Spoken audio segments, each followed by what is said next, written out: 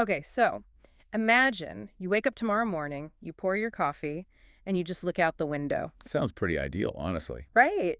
You see your neighborhood, your car parked outside, your partner's getting ready for work, your kids are finishing their breakfast. It just feels safe. Yes, the life you've intentionally built for yourself. Exactly. But now imagine someone taps you on the shoulder right in that exact moment.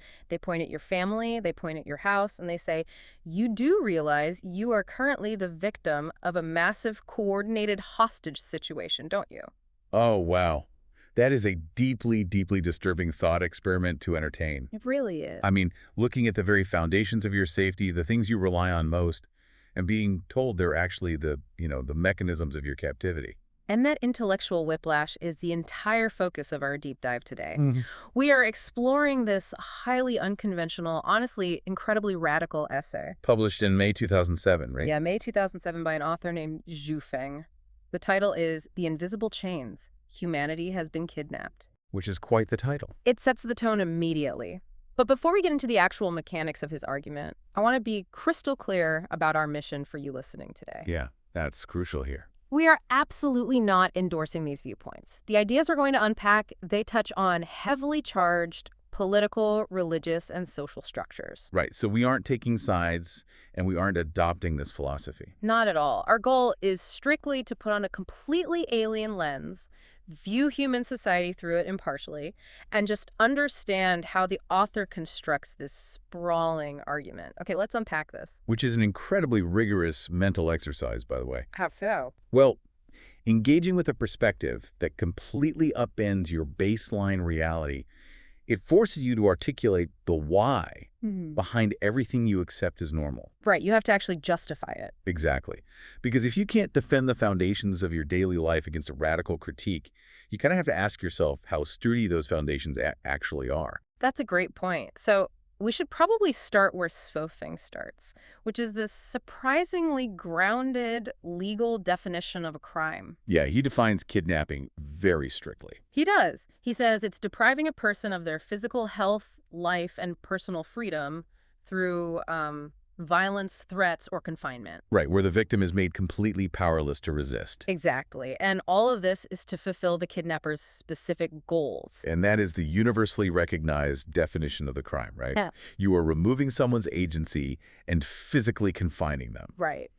But the author takes that criminal framework and applies it to the default biological condition of human birth. Which is such a massive leap. It is. He argues that from the very moment you take your first breath, you are automatically kidnapped by this sprawling machine he calls the state. I want to break down how he actually justifies that geographically, because it's fascinating. He looks at national borders. Literal imaginary lines drawn on a map. Exactly, these imaginary lines. And he equates them to the walls of a prison cell.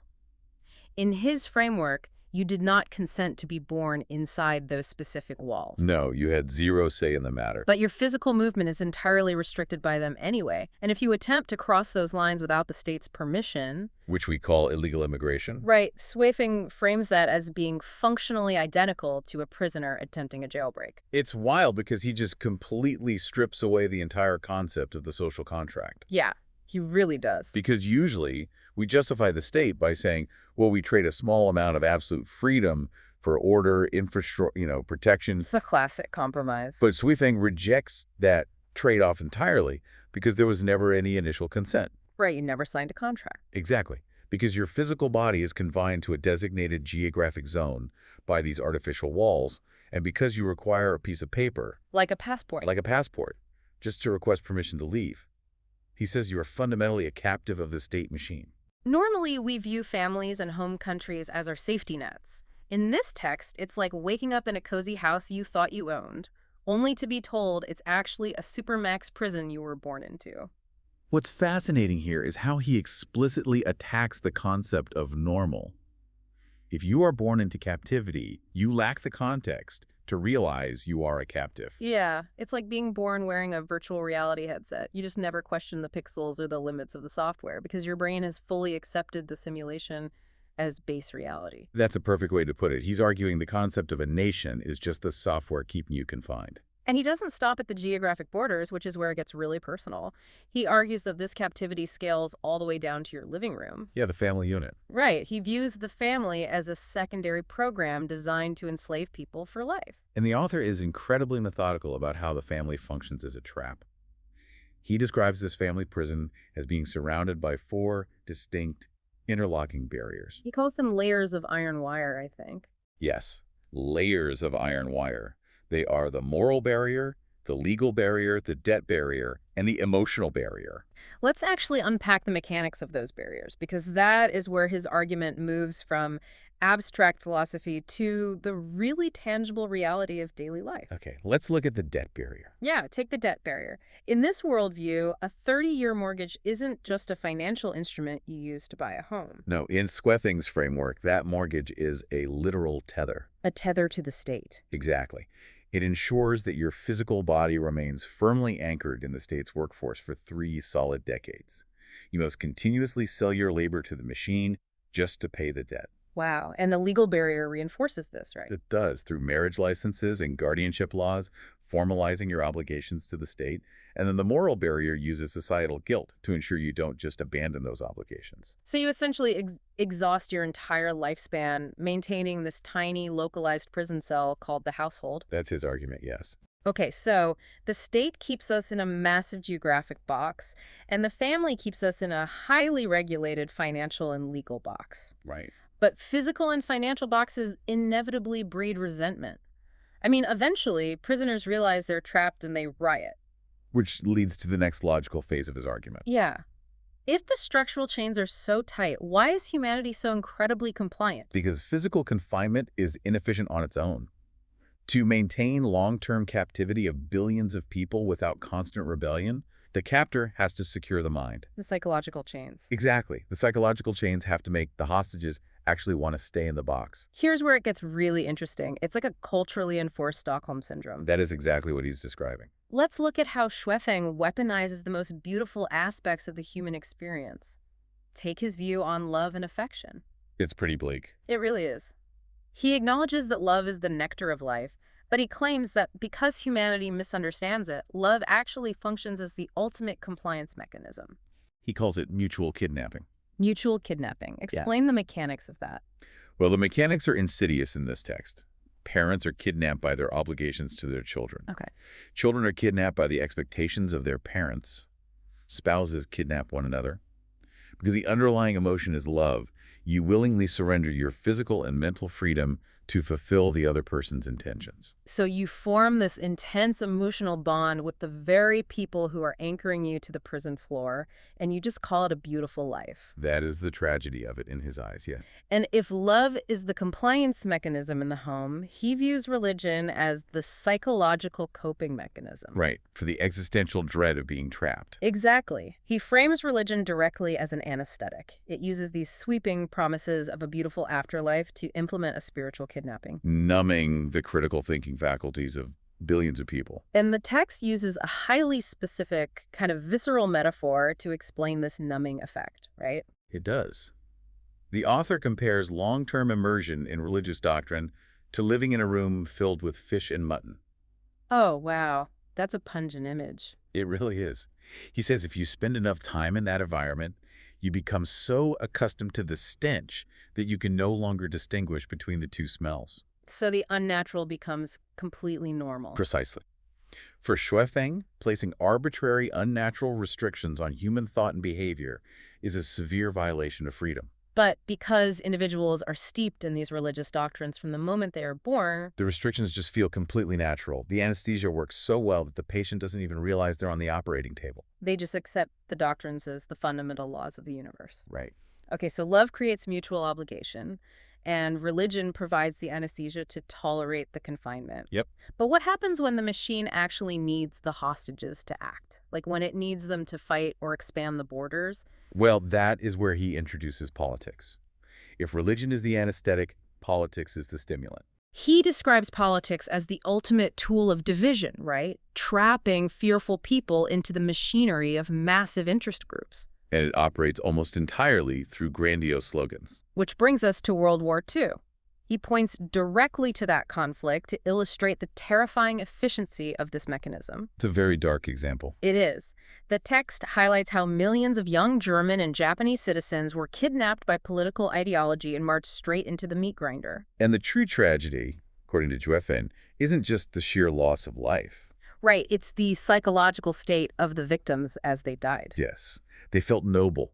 They fully internalized political slogans suggesting that dying for the nation was a glorious, sacred cause. We really need to maintain our impartial lens here, though, and recognize his philosophical aim. Absolutely. If we connect this to the bigger picture, he is not making excuses for historical atrocities. Right. He is using an extreme, catastrophic event to demonstrate how completely a mind can be hijacked. He's arguing that politics can override your most fundamental biological imperative. The instinct to survive. Exactly. It can march you to your own slaughter, make you commit horrific violence, and somehow make you feel like a hero while you do it. It's chilling. So he treats the state, the family, love, religion, and politics not as separate, organic human developments. No, not at all. He sees them as a deeply integrated, highly coordinated system of control. Yes, a cohesive machine. Which naturally forces a massive screaming question. I mean, if you buy into this framework... That your country is a physical cell, your family is a debt trap, love is a chain. Yeah.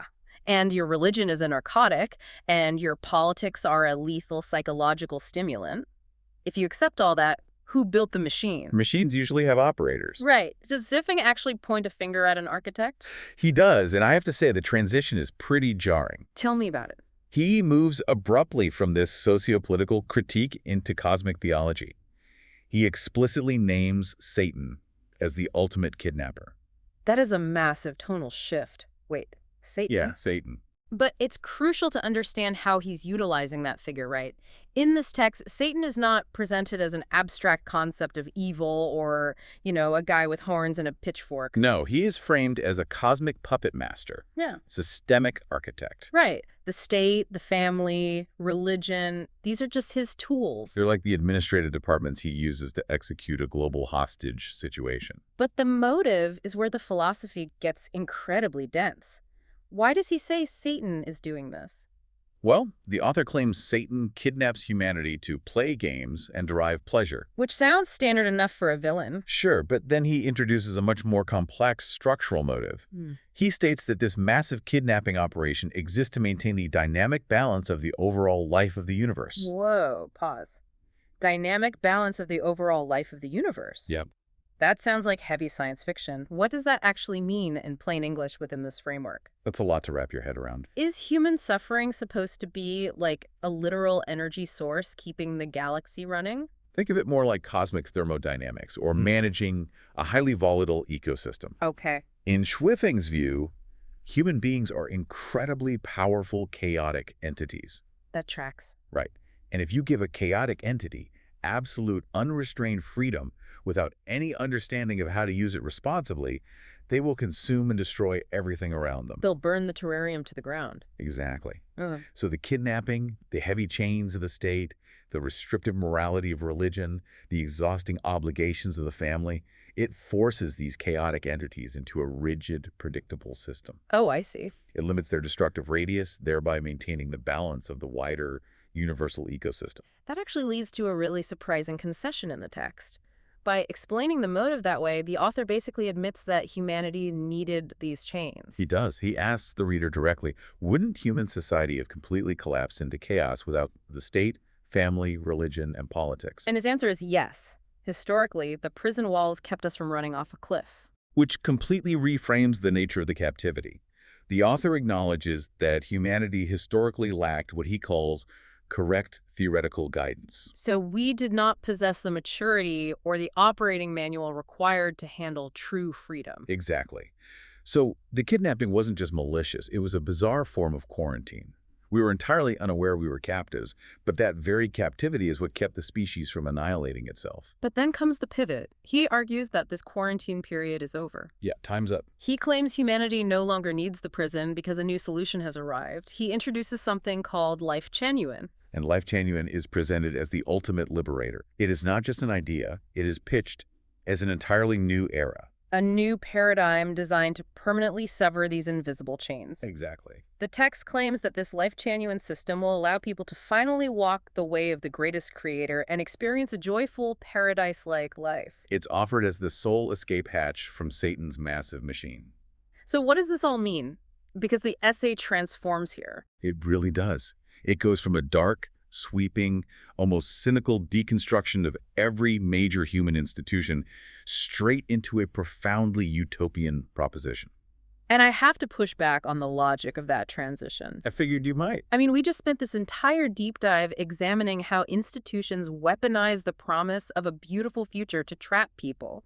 Religion promises heaven, politics promises glory. Yeah. And then the author introduces Lifechanyuan, which promises a paradise-like life if we just follow his specific way of the greatest creator. This raises an important question for sure.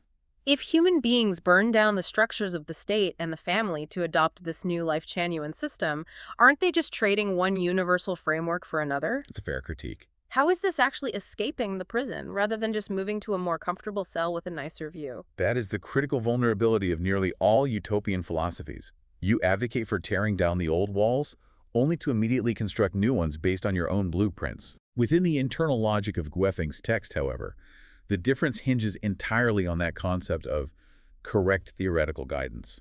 Explain how he justifies that distinction, because it feels thin. To the author, the state, the family, and religion were built on false premises. They were restrictive tools designed by a captor to keep us manageable in the dark. Okay, sure. Lifechanyuan, he argues, is the ultimate truth. In his framework, adopting it isn't moving to a new cell. It is finally stepping outside the prison into the sunlight. You finally have the actual operating system for the universe. Exactly. So you no longer require physical and psychological walls to keep you from destroying yourself.